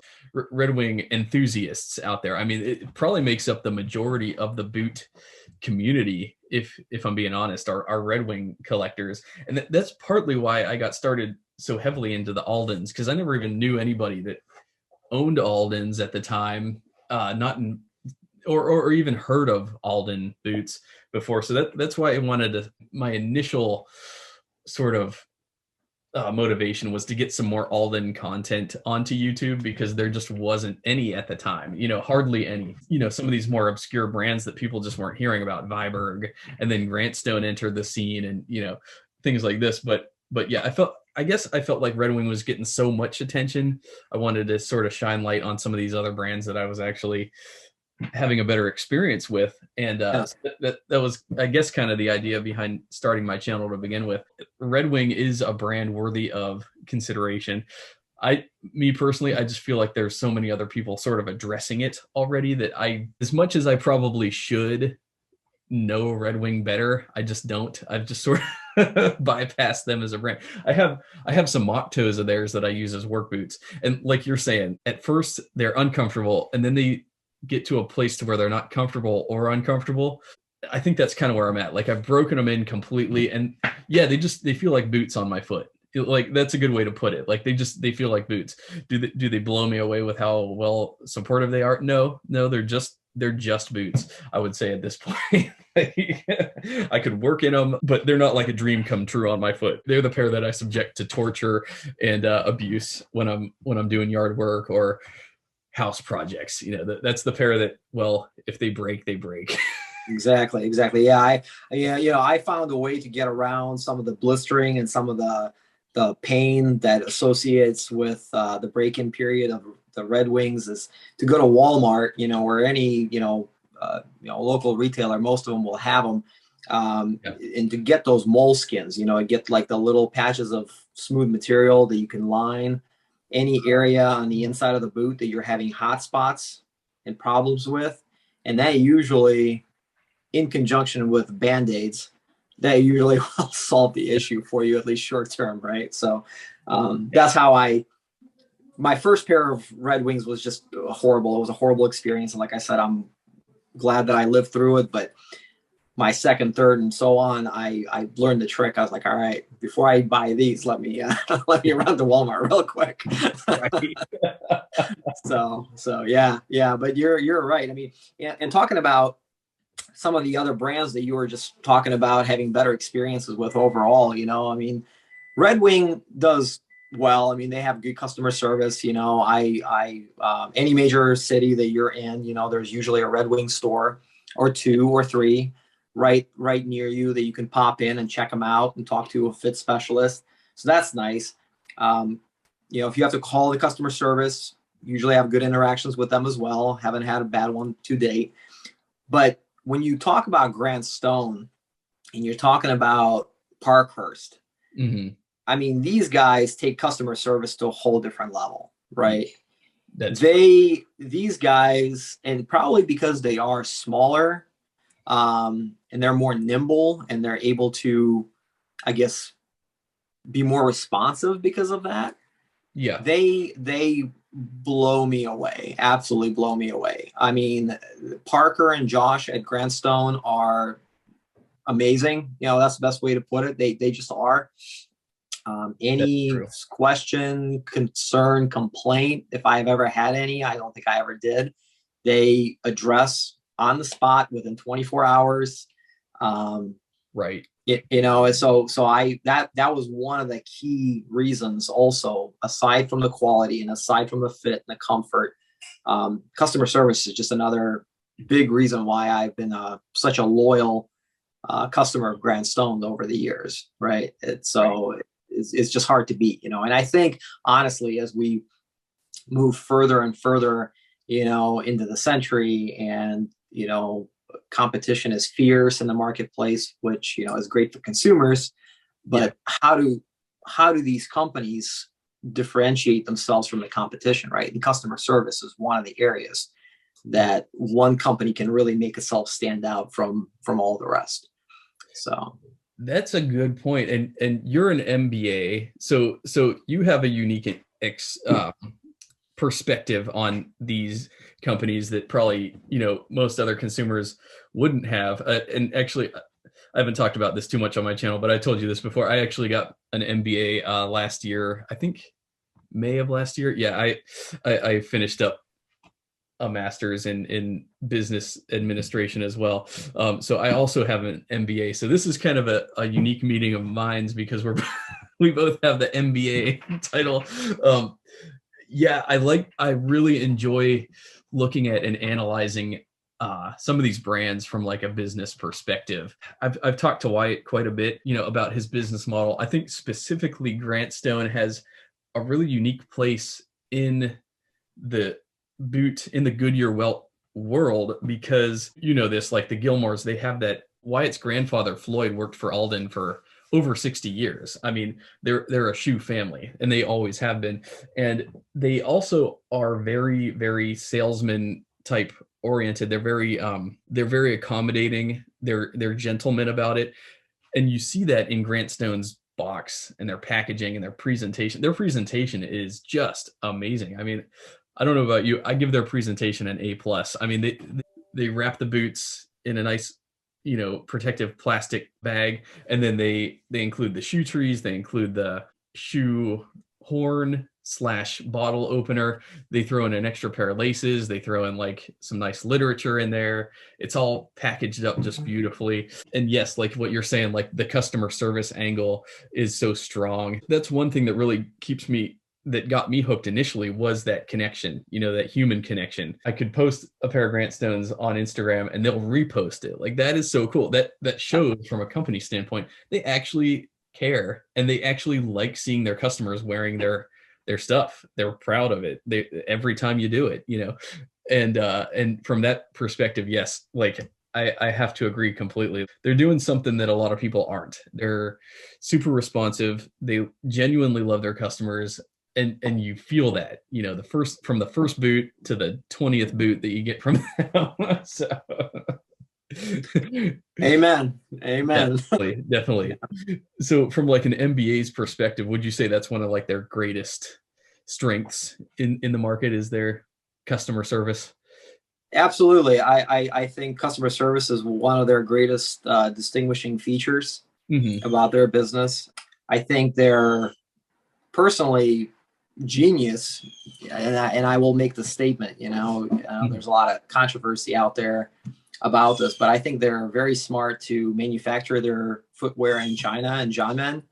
I know there's still some misconceptions and false information. I will say false information about shoe quality being directly tied to the origin of manufacturing, and I think that's just flat out wrong. Right. But that's essentially why they are able to offer Alden quality footwear at half the price. They are doing something very great that may not be for everyone. I mean, if you are one of the diehard, buy American, American made this and that, then if it's just a matter of principle for you, then yeah, sure, maybe Grant Stone isn't your cup of tea. But I definitely think that, even if Grant Stone is not everybody's cup of tea, they're definitely somebody's shot of whiskey. That's how I put it. So, and they're definitely for you and I, Dale. So that is a great quote. I'm going to keep that one. I like that one. Just because they're not everybody's cup of tea, they're somebody's shot of whiskey. As a whiskey lover myself, I have to say amen to that quote right there. That's awesome. In some ways, they're actually objectively superior to Alden's, and because they use a lot of the same materials, but at the same time, they run stuff that I've never seen Alden use. For example, like Badalassi. This is Badalassi that I don't think I've ever seen a pair of Alden's run in this specific leather, as well as my Alden's. I had my Roy boots resold recently, and there's a big strip of paper in there that was holding the shank in place, I think. And it's like Grant Stone doesn't have any paper in their soles. They have, objectively, they're using even better material. So like what you're saying about the controversy made in China, yes, this is where it gets political, but at the same time, like Xiamen, it's an island, and it's actually like a very high-end place to live. I was talking to Wyatt about it, and Like, no, it's expensive to live in Xiamen, and it's like a big tourist district, very high class area. And the workers there, they make a good wage, and the standard of living in Xiamen is very high. It's probably similar to like Honolulu, to like compare one to another. It's not a poor area. Wyatt, he lived in Xiamen for I think 8 years. I mean, so it's not an impoverished place where they're making their boots. No, this is like actually like a high-end industrial area, you know, for both tourism and industry. And in terms of just, yeah, living quality in Xiamen, it's definitely like first world conditions there. This idea of like some poor child in a factory sacrificing his childhood to make soccer balls, that's not what's happening. These are well-paid workers. You see pictures of them. They're happy every day. You know, I see pictures within the factory and stuff, and the people are like in good spirits. They're obviously paid well. They're obviously well nourished. Like, this isn't like a case of exploitation at all. Like, no. Yeah. And you know, to piggyback off of that too, being associated with a company like Grant Stone that there's so much buzz about out in the social media now, and so many people are talking and reviewing their products, it's actually generating more business opportunities for the factory as well. You know, I mean, yes. Grant Stone, I don't believe Grant Stone is the only customer that uses that particular factory. I think there's other companies that have been using them. And I think since Grant Stone blew up like they did in the recent years, it's all good publicity for the factory and for the factory owner. I think they're all just way better off for it. Yeah. You know, and yeah, I think it's one hand washing the other, and it's going really well. That is a really good point. I don't know offhand who the other customers are, but yes, that factory in Xiamen is not a Grant Stone factory. It's a factory that Wyatt and the Gilmores have a relationship with, but it's not, you're right, it's not the only brand that factory produces. So it's not like all those employees at the factory are Grant Stone employees. It's like, no, Grant Stone they're a client of the factories essentially, and Wyatt has very close ties with them, and that's why they're able to produce what they're able to do through them. So a lot of people tend to have this conception like, oh, Grant Stone, well, they must have a Grant Stone factory, but that's not the case. This factory, they service a lot of customers. Me personally, I don't feel guilty at all buying Grant Stones. Even though they outsource their production to China, they're still an American company. These are still Americans. We're supporting American jobs. And like you're saying, like Josh, Parker, all the other people at the Grant Stone team, they're just phenomenal people. When you buy a pair of their boots, you're supporting Americans. You know, it's not like you're just supporting Chinese labor. Like, no, you're supporting an American company as well. So from that perspective, I think it's great. You know, I think they're doing a great thing in the footwear world. And, you know, Alden, they do, I think, a certain percentage of a price hike every year. So whereas like these would have been $500 back in 2014, now they're $600. And every year they go up in price. It's like, man, I can't keep buying $600 boots. I just like, let's be real. When I want a new pair of boots, I'd prefer to drop $300, $400, $500 on occasion. But like, as a repeat thing, I can't keep buying Aldens. They're too expensive, and they're getting more expensive. It's difficult to justify that. So that's why I'm glad for brands like Grant Stone that make it easy for guys like you and me to like develop a very, very nice, luxurious boot collection for a much more agreeable price, I would say. Oh yeah. And the fact that Grant Stone sources their materials from all around the world, you know, I mean, I think their welts and some of the subcomponents, they all originate in the United States, so those are still American source components. Yes. Leathers come from all over the world. They've got tanneries in Italy, England, US that they work with. Yes. So, you know, you are getting a very well composed international product. You're supporting a family that definitely knows what the heck they're doing when it comes to footwear, you know. And yeah, at the end of the day, like you said, they're just very nice people and pleasure to do work with. So definitely talking to Wyatt, and then his dad, specifically Randy, like Randy has his own set of expertise. You know, he knows so many people from like legends from like Alden, and he could talk your ear off all day. I should probably do a real boot talk with with Randy because Should. Yeah, that would be cool.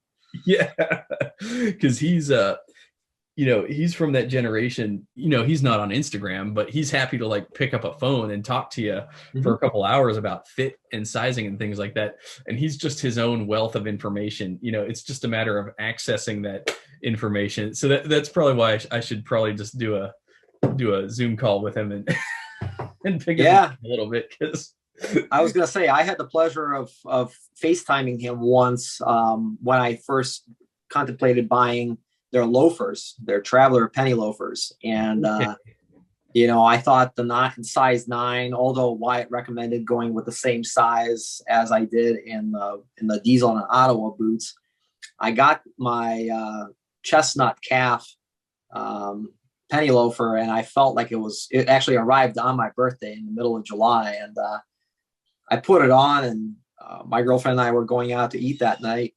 I felt like it was constricting my foot, like my right foot, which is my dominant foot. I just felt like it was closing on too tightly around my foot. And I talked to Randy, and he said, he definitely would recommend going half a size up, because then I would run into the opposite issue. Mm-hmm. But he did say, give it a little bit of time, wear it, and then if you're still having an issue, in a couple of days, call me and we'll see what we can work out for you. And he was right. Leather loosened up and again, fit fantastic now. So nice.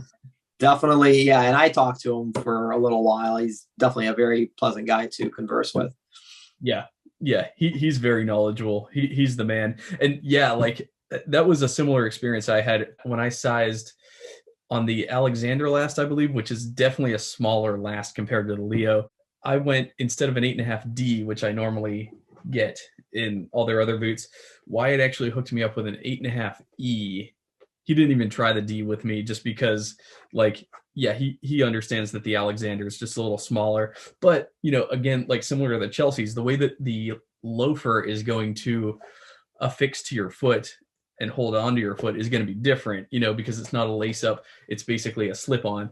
And so, yes, at first I had like a lot of heel slip because the leather sole was so thick and stiff. But then as time went on, the heel slip went away. And now, you just got, with the loafers, it's true. You just got to ride them out and they'll become more and more comfortable as you wear them, as they break in. And yeah, the leather loosens up quite a bit, especially with that Chrome Excel. So, but sizing with loafers is probably one of the biggest challenges. For sure. Let me ask you a question.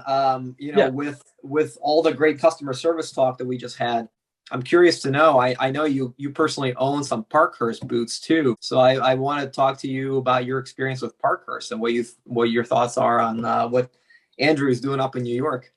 Yeah, good question. Yeah, Andrew, he's such a nice guy. Very, very responsive.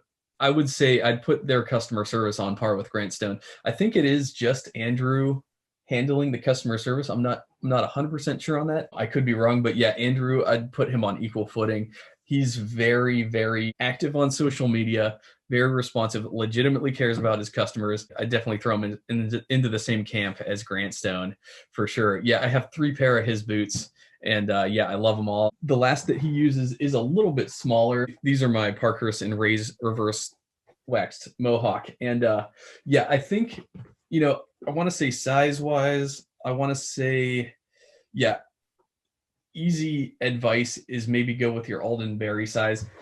But even then, I'd maybe compare their last. I want to say their last is similar to like Truman, the Truman and the Mark Albert lasts. Definitely not as large as I would say like the Alden True Balance or the Viberg 2030. So definitely I'd say maybe their last is a little bit more true to size. I went down a half size and I'm happy with the fit. I just can't wear them with super thick socks. Ultimately though, I think Parkhurst is doing a really cool thing. I heard a stitch down interview with one of the girls that runs the factory in New York that produces Parkhurst. I forget her name. Great people. Again, you're supporting all American made, an all American, 100% American made company there. Yeah, Andrew, he's doing his own unique thing in the industry, leaving his own unique footprint. I think he's a great person. I think he's doing something really cool with his brand. he's experimenting around with the wingtips and the cap toes and the plain toes, and he's got a couple new lasts going on, and he's trying out, different runs of different leathers. And I think ultimately he's still finding his place. He's growing it, but I support him 100%. I think what they're doing is just a great thing. And again, like such a good price point, like $300 range, and he's putting out stuff on par with Alden, on par with Allen Edmond, definitely. In fact, the last shape to me kind of looks similar to some Allen Edmonds that I've seen, slightly more dressy. But yeah, having spoken with Andrew, I think he's a great guy. He's a very ambitious guy, and I see him going a lot of good places with his brand for sure. Had he come out sooner, closer to like, I'd say 2015, 2016, hit the ground sooner, I'd probably have a lot more of his boots. I only have 3 right now, but that's always subject to change as new drops come out. But 100%, I love Parkhurst. So yeah, I totally agree. I think Andrew is just a fantastic human being. I talk to him almost daily, about boots. I think at this point I own 5 pairs of Parkhurst boots. Well, 3 pairs of boots, dark roast, Dublin, color number 8. My most recent one is the chocolate waxy commander. All 3 Allen boots. Yes. I know he's got a couple of different models going on as well. I'm personally just a huge fan of plain toe boots. I've tried a couple of cap toes, and I do have a couple of cap toe designs in my collection. But plain toe, I feel like they're very underrated. And what I genuinely love about plain toe design is just those boots. They just let the leather speak for itself, really. I think the leather really stands out. On plain toe boots, it's not drawn away with all the extra detail and broguing and some of the other things that you see in other models. So just a huge fan of those types of boots.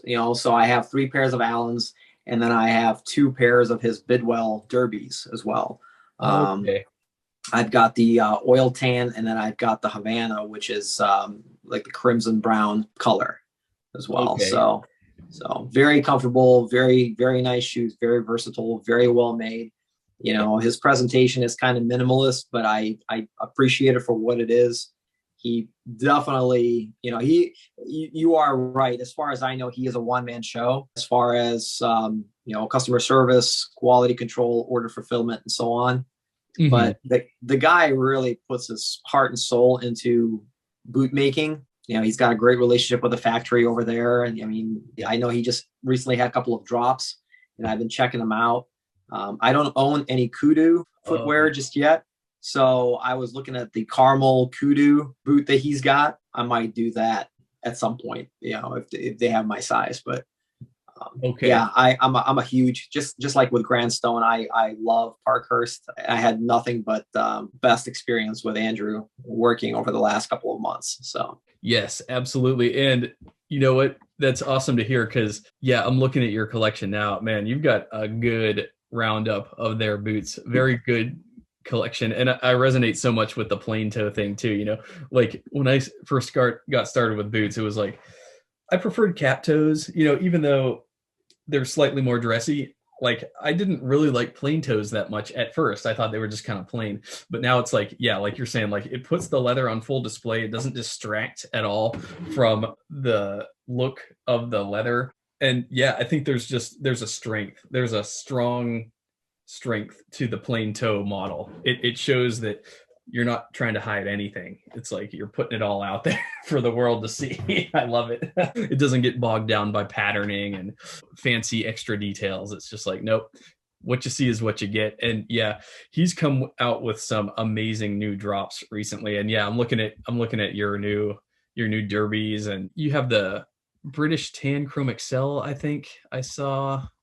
Is that right? I think I said Havana Brown, but no, it's actually the British Tan. Okay. And then I've got the oil tan. I got the oil tan Bidwell, which I got first. That was my first derby from Parkhurst, and then I ended up getting the second pair. It was my recent one. So gotcha. Right. Okay, that's right. Yeah, dude, very, very nice collection there. And how would you say? I have my own thoughts, but how would you say sizing translates, say, from Parkhurst to Grant Stone, like the Leo Last to the Parkhurst stuff? What do you think? Is it about the same, or would you say that the Parkhurst run maybe a little smaller? Yeah, so with Parkhurst and Grant Stone, I go Grant Stone's Leo Last, Alexander Last, their UK Last, which I all own footwear in. Yeah. And then Parkhurst 602 Last, which is the only Last that I own footwear from Parkhurst. And I go with half size down from my branding device. So I go with 9D on both. Okay. And, you know, I will say that Grant Stone's Leo Last, which the Ottawa and the Diesel boot are built on, they, you know, it is a roomier, more classic fitting last. I would say it's a fuller last, oh so slightly. Yes, it's wider at the ball of the foot. But I will say that with Parkhurst 602, aesthetically it looks like it's a narrower boot. It's more tapered in the front and the toe, but it does not fit any more tightly around my forefoot. The toe box is very roomy, very generous. You know, so I think maybe it's the size of the, you know, maybe of just a welt there in the front, something that, you know, ends up adding just a little bit of girth on Grant Stone.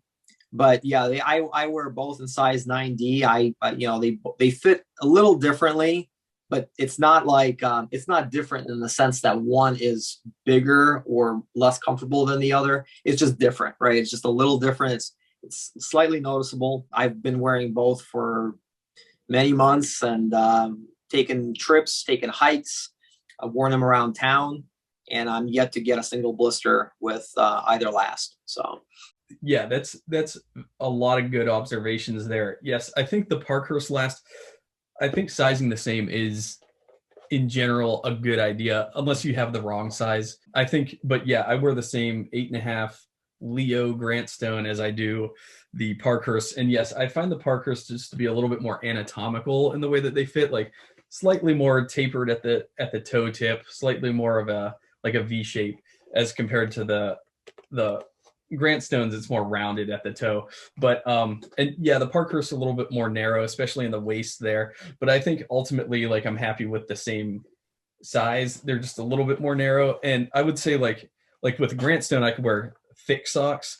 With Parkhurst, I wouldn't normally wear like super duper thick, like hiking camp socks with those. I would wear, you know, more medium thickness weight socks with the Parkhurst, just because it is just a little bit more anatomical. So it's trying to, you know, it's going to conform maybe to your foot a little bit more snug in certain areas, especially the waist here. But yeah, ultimately, I think the length is the same between the two. I think the overall length dimension is about the same. So yeah, sizing the same. Yeah, like you said, it's going to feel different, but yeah, I wouldn't say one's better than the other. I just think that, yeah, the fit's just a little bit different, you know, similar to like the Alden. I would compare like the Alden True Balance to like their Plaza Last. Their Plaza Last is, you know, a lot more similar to the Parkhurst Last in that it's slightly more dressy looking, a little bit more narrow, but just a different fit. I'm glad to hear that you have some corroborating consensus with me in terms of sizing on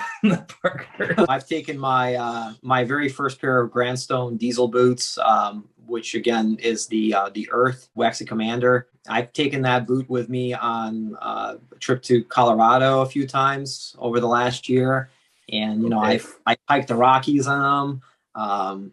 They're perfect. You know, they're very comfortable. Again, to your point, you know, I can wear a thinner, more dress-like sock, or I can wear a thicker, you know, wool sock with them, and the fit is great either way. You know, it's not like, I mean, with the thicker sock, obviously it's going to be a slightly more, you know, tight fit, but it's not by any means uncomfortable. So, right, absolutely, yeah. I find I can wear a range of socks with my Grant Stones, whereas yeah, with certain boots, it's like a super thick sock, it'll like constrict my blood flow. And conversely, certain boots with a super thin sock, my foot's like flopping around in it. Like my Vibergs, I have to wear my Vibergs with thick socks, otherwise I'm just flopping around in them. I have one more question for you as far as boots go. I was interested in your take on, I know you're a huge fan of Truman boot company as well. You love your Trumans, and I actually don't own a single Truman pair to this point, just because, you know, I know Truman from what I've seen and what I've read, they have some of the coolest leathers that they get into, right? Their range of leathers in their product offering is just super, super awesome. But as far as their styling, the boot itself, like the Ramblers, I know you have quite a few of the Ramblers, right? Yeah. How, you know, aesthetically, they look to be a little bit more, and again, correct me if I'm wrong, but they look a little bit chunkier than like the Parkhurst, for example, the Allen boot, or even the Grandstone Diesel boot, right? So am I correct in that assessment? Can you talk about Trumans a little bit and your experience with them? Yeah, definitely. You know, you're 100% right. Like the Trumans, they have a very manly, very chunky look about them. Yes, the leathers that they use and the way that they present them and put the boot together, I think it gives it such a manly, outdoorsy, rugged aesthetic. And I've always thought that Trumans ultimately they resemble Viberg in a lot of ways, like that very tank, manly, robust look that the Viberg has. I think that Truman captures that same look. Of course, they have different lasts than Viberg uses, but I do think that, yes, I think that Truman, they run some of the most interesting leathers. I think Vince has a very strong acumen for sort of selecting what leathers to run his boots in, especially that Rambler. Like I've never seen another company run Rambler as well as Truman has run it. I think, you know, between the Coach, the Stone, the Squirrel, the Black Burgundy Ramblers, the Smoke, all the other Ramblers, including the Mohawks, Truman does such a good job at just making such a tank, such a robust looking, rugged, badass, you know, adventure boot, service type style boot. And I really like their prices. I love that. Yes, they're a little bit more expensive. You're looking at $400, maybe $500, depending on what you have built and, you know, the level of customization that you get into. I think Truman's really a heavy hitter in the industry. They do something that, you know, again, something similar to Viberg, but a much lower price, which I can stomach. I could stomach $400 over $700 any day. They're one of my favorites for that reason, is because you're just getting such a top quality boot. You're getting exotic leathers. They're constantly refreshing their inventory. They're constantly pushing their envelope as well. Seidel developed these Chiha. Seidel started using Chiha, so Truman has been running their Chiha leathers. And actually, speaking of, I'm wearing my green Chiha Truman boots on the 20 last plain toe with a lug commando sole. I love my Chiha boots from Seidel that Truman made, but also Truman runs this newer stuff from Seidel called Double Shot. It's essentially Seidel's version of Chrome Excel, and they run it in various different colors. Seidel sent me a swatch book of all these different leathers because I actually ordered their British tan double shot. I have 5 sides of that I'm working with now.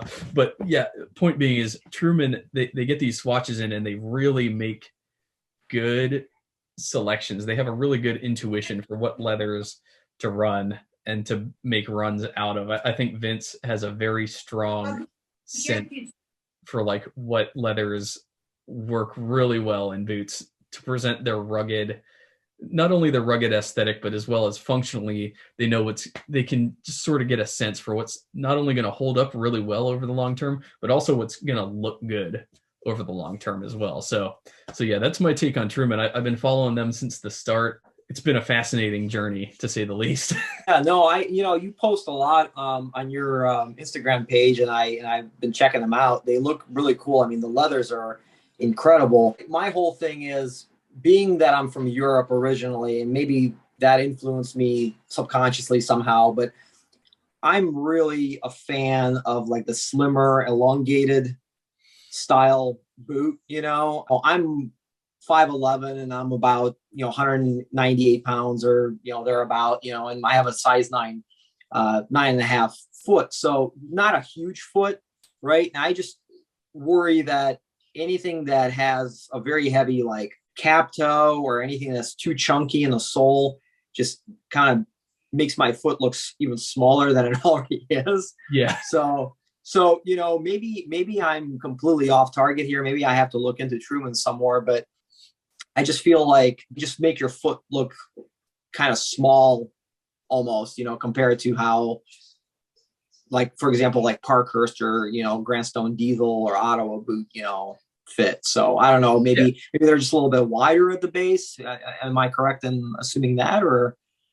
Yeah, actually you're actually touching on something that is at the very core of my aesthetic preferences as well, is I'm afraid of having my boots look too small. That's always been the case. That's why I prefer a generous fit in all things. And that's actually why maybe my Parkhurst don't get as much wear, is because I do feel like they look a little smaller because they are sleek. I like a more robust, rounded out toe, and I like the boot to sort of have its own standalone aesthetic.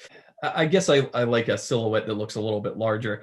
And so from that perspective, I do think that Truman, especially their 79 last, does have a really nice rounded out silhouette about it. Very nice traditional work boot silhouette. Vince, from the beginning, he's always said that their boots run true to size. And yes, I found that some leathers and some lasts do run true to size with Truman, but their 79 last boots, I think, are more of a traditional work boot shape. And so that's why I go down a half size in those. And that's definitely like my right size with the Trumans. So I'm with you. I like my boots to look big. I like them to stand out and to have a presence. It's the same with my watches. I've never been the type that liked like small, light, dainty gear. I like stuff that's heavy. I like carrying stuff around that's heavy. That's why, with my bags, similar approach. Like I like my bags to have a presence. I don't want them to like hide, so many people, like when I was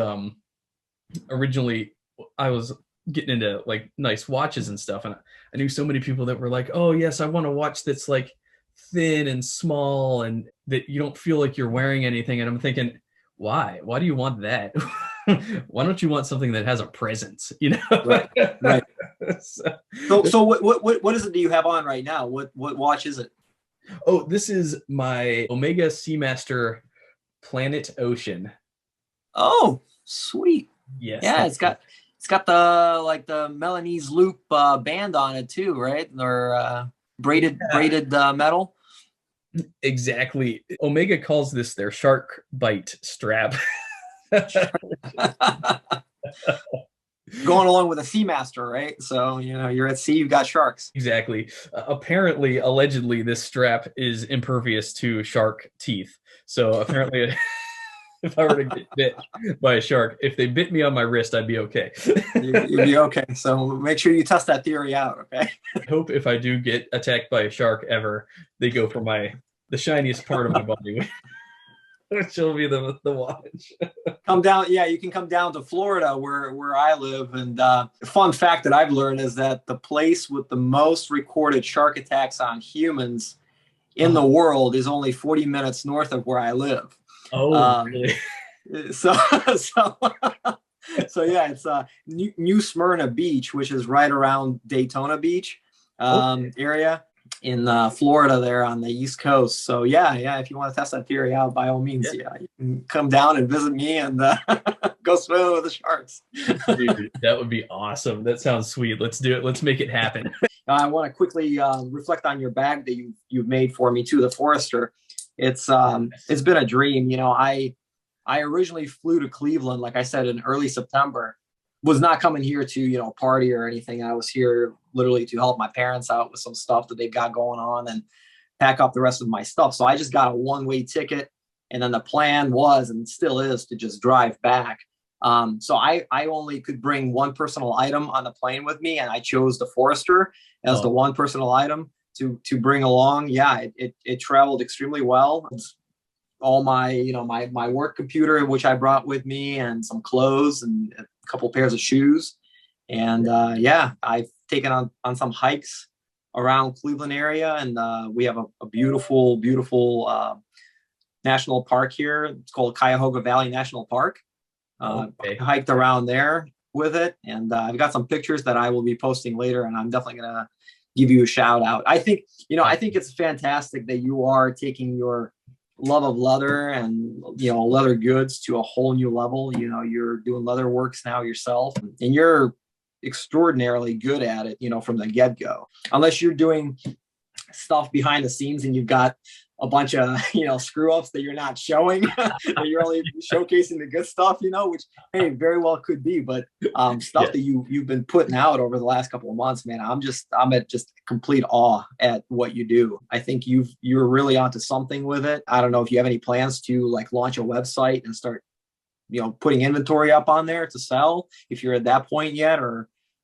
Yeah, maybe we'll see. I'm toying with the idea very heavily right now. I do want, well, first off, thank you so much. That means the world to me, just to hear that, that you're enjoying the bag, you're getting good use out of it. That means so much to me. I'm so happy to hear that, because that's ultimately, like, you know, I feel like that's what comes full circle. Like, being a consumer, buying boots, loving boots, and letting the makers know how much I love their products has been very fulfilling. And so now to like sort of start to come onto the other end of that and see people using the stuff that I make and getting use and enjoyment out of it, that brings me so much fulfillment. So thank you for that. Yeah, totally, And man. ultimately, I would like to start making a business out of it. I think Jesse at Guarded Goods, I think he runs Guarded Goods as sort of like a part-time thing. So I think that's kind of where I'm at right now. Like, how much do I want to commit? Well, I think maybe eventually I'd love to commit full time to it, but for now I'm having fun doing it as a part-time thing. I love like devoting all my spare time to it throughout the week. I do have a, you know, normal 9 to 5 job, but ultimately if I could go independent and just devote my whole life to it, I would love to do that. That would be like a dream come true for me, because again, I love leather that much that I would love to just make it my day job. Really, that would be the dream, right? The question would be like, is there a market for it? In order for me to do that, I would need to charge, you know, probably $700-800 per bag, just because there is about, you know, $200 worth of materials in every bag, as well as 40 hours worth of work I put into every bag. So in order to do that and pay my bills, like right now I'm kind of breaking even. In order to do it and to pay my bills, I would need to charge like more than probably what most people would be willing to pay, which is like, you know, to make it worth it, to make a living out of it, it would need to be like $700-800. So that would be tough, I think, to pull off. But, you know, we'll see. I'm just sort of testing the waters at this point, seeing what sort of demand is out there, seeing what people would be willing to pay and things like that. But for now, it's just so much damn fun working with it, if I'm being honest, you know. It's just, Oh yeah.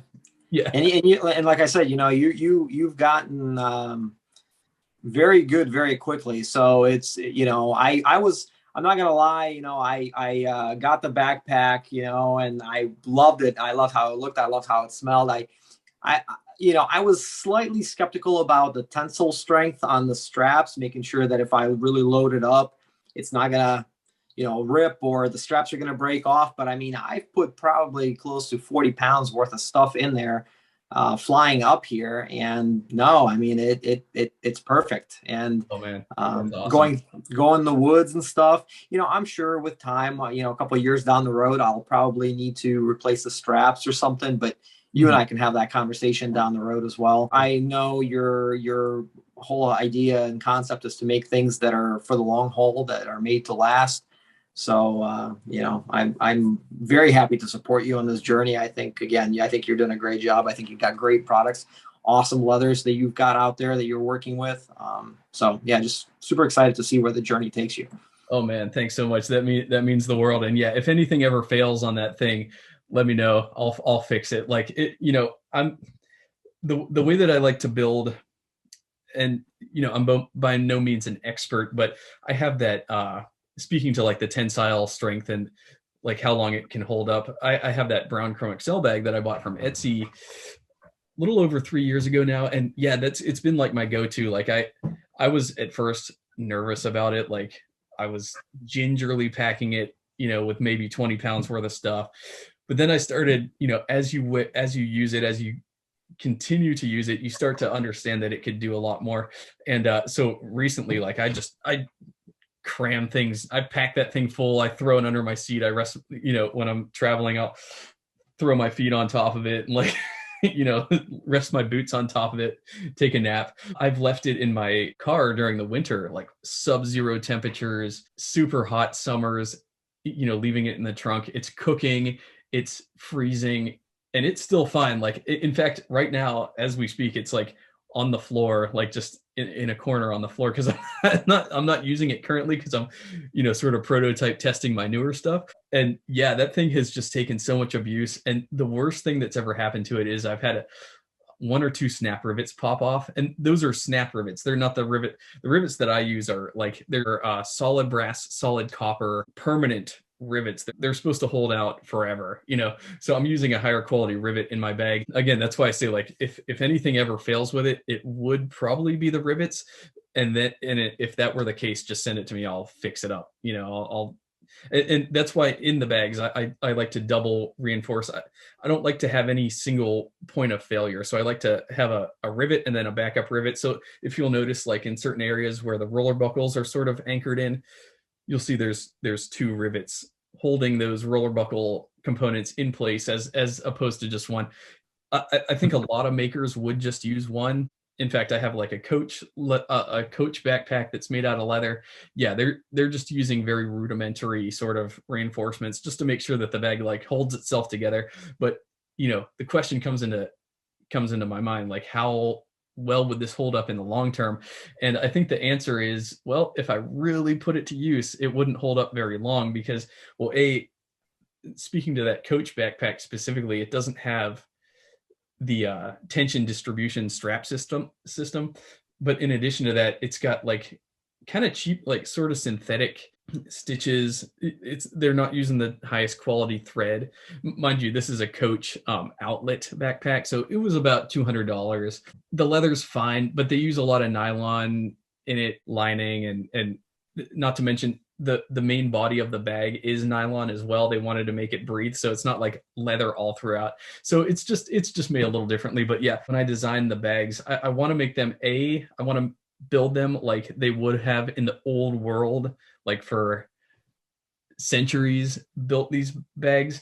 But also I want to use the best modern leathers, like Horween leathers, like Seidel, like the Tasman leathers that come out of Tasman, which is, your bag is made out of 100% American Tasman leather. I'm trying to use the best leathers available, as well as the best hardware available, to build it in, like I said, the way that they were built for centuries, but to use the best possible components from the modern era, so that we can make something that really survives the test of time and will look timeless and will age gracefully. So that's kind of my idea behind it. Same thing with, like, I wanted to capture the spirit of the service boots that we love. They age gracefully, they last forever. And that's sort of what I want to make a backpack like. I want it to last a lifetime, to get not just last forever, but to be enjoyed forever as well, because enjoyment is its own benefit as well. I don't want something that's just going to last forever but looks like crap. I want it to look good too. Oh, absolutely. It's gorgeous. I mean, you've got a great color combination on it. You got that emerald leather, with the autumn harvest, I think is the other one. Yeah. I mean, they look so great, right next to each other. The bag just pops, if you're at the airport, if you're out on the streets, if you're out in the woods, it looks at home, and it's got that rugged heritage look to it, that I'm a huge fan of. So, man, very happy day when that bag came. I had to wait for it quite a bit because FedEx was delaying delivery for, I think, 2 or 3 days. Yeah. So when I finally got it, I was like, man, I tore into it. I was like, yes, there it is. That's the best. That means so much to hear, like, seriously, because I know what it's like to get something in the mail that you just love, and that means so much to me to hear that you had that experience with it. So yeah, I really look forward to seeing you use it more. I mean, you sent me some pictures and posted on Instagram, and I mean, it looks natural on you as well. It looks like it was made for you. So that's another thing that I was relieved when I saw you wearing it. It's like, okay, proportionally it works, and it looks badass too. So yeah, it looks just right, not too big, not too small. Straps are now starting to, you know, get more soft, I guess you could say. They're not as stiff anymore. They're starting to soften up from just, you know, being worn and stuff. It's just a very, very, very enjoyable article that I totally see myself having and using for years to come. Cool, man. That's so great to hear. Thank you for that feedback. yeah, man. Thank you. Yeah, totally. And I look forward to hearing more, my friend. You will hear shortly. I do have I'm actually heading back to Florida next weekend. So before that happens, I'm going to get a couple more good trail hikes in, and you'll see more pictures and more posts. Good stuff. I can't wait. For that. Well, Oleg, thanks so much for taking the time today, my friend, for helping contribute to my channel with this boot talk. It's been very enjoyable for me, invaluable for the boot community. I think you're a fascinating guy. You have a lot of really good insights into boots and into leather with your background and everything, and your different areas of expertise. And if you're not following him already on Instagram or on YouTube, give him a follow. I'll leave links to that below. And Oleg, thanks so much again for taking the time to be with me today, my friend. Thank you, Dale. Pleasure. Look forward to more conversations. Likewise. Let's do it again soon.